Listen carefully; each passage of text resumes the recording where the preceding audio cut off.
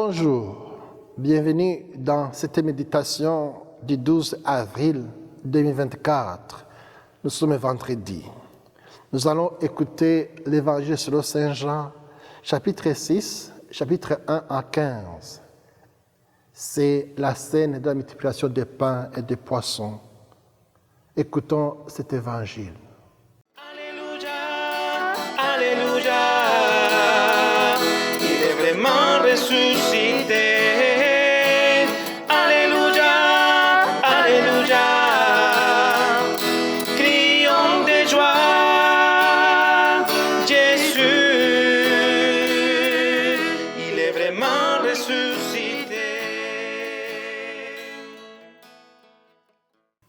En ce temps-là, Jésus passa de l'autre côté de la mer de Galilée, le lac de Tibériade.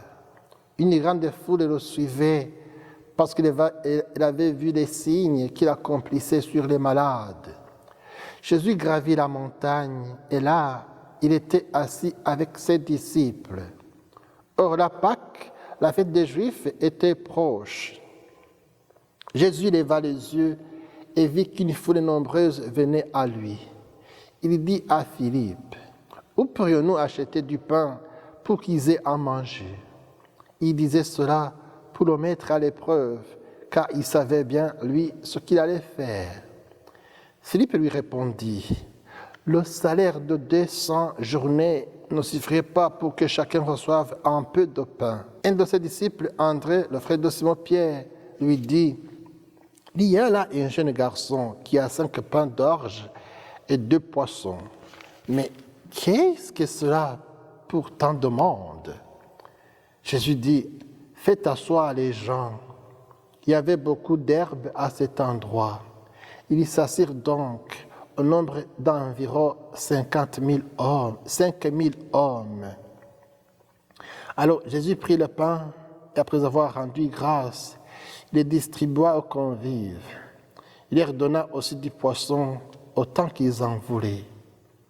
Quand ils eurent mangé à leur faim, il dit à ses disciples, « Rassemblez les morceaux en surplus pour que rien ne se perde. » Ils les rassemblèrent et ils remplirent 12 paniers avec les morceaux des 5 pains d'orge restés en surplus pour ceux qui prenaient cette nourriture.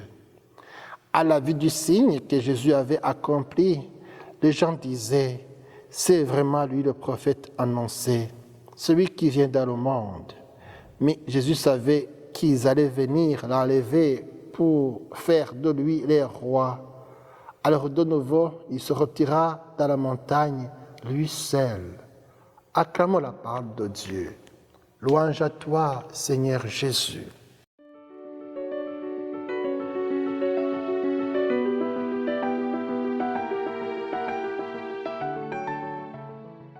En voyant les signes qu'il accomplit sur les malades, la foule a reconnu que Jésus vient de Dieu.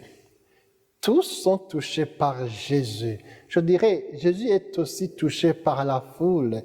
Cette foule qui le suivait partout pour écouter sa parole.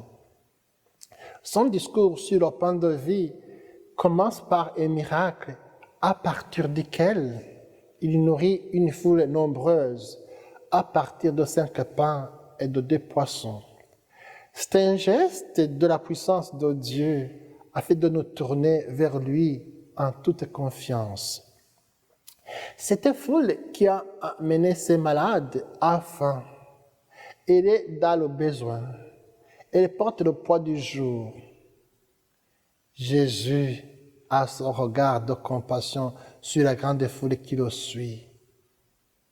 Il connaît notre besoin avant même que nous l'exprimions. Jésus a pitié de cette foule, de ce peuple en marche qui porte le poids du jour et qui a faim. Ce qui touche Jésus ici est ce peuple souffrant, mais qui est toujours en marche à sa suite. Il ne quitte pas sa prédication malgré la faim. Ce peuple reste toujours pour écouter la parole de Jésus. Voilà Jésus qui demande à Philippe, « Où pourrions-nous acheter du pain pour qu'ils aient de quoi en manger ?»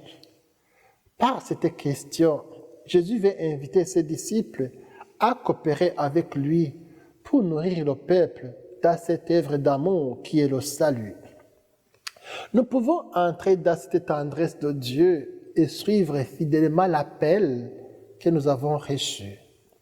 Dieu est le maître de l'impossible, mais il veut que l'homme coopère dans la patience et la douceur à son œuvre. De 5 pains et de 2 poissons, Jésus fait vraiment un banquet. Il nourrit toute la foule de plus de 5000 hommes, sans compter les femmes et les enfants. Et il en resta 12 paniers de surplus de pain et de poissons. Ces miracles de Jésus s'accomplissent dans le quotidien le plus ordinaire. Combien de fois nous mangeons et qu'il y a toujours des restants, que certains même jettent dans la poubelle. Jésus, lui, il ne jette pas dans la poubelle. Il dit, prenez soin des restants. Ramassez bien les restants. L'Évangile continue en disant, chacun a mangé à sa faim. Et puis, chacun avait fait attention à l'autre. Voilà ce qui est très important. Nous sommes nous aussi faits pour entrer dans cette surabondance, pour donner largement aux autres. Ce pain ne nous nourrira vraiment spirituellement que si nous nous offrons tout entier nous aussi. Dieu va alors tout donner. Avec notre travail, il donne une surabondance incroyable. L'Eucharistie est annoncée, oui, ça c'est la merveille de la transformation du monde. Jésus vient répondre à nos attentes. Il vient exaucer l'espérance de tous. Les miracles de Jésus manifestent sa volonté de faire notre bonheur. Mais il nous invite surtout à la conversion, à un sursaut, à remonter à la source de tout bonheur, à Dieu.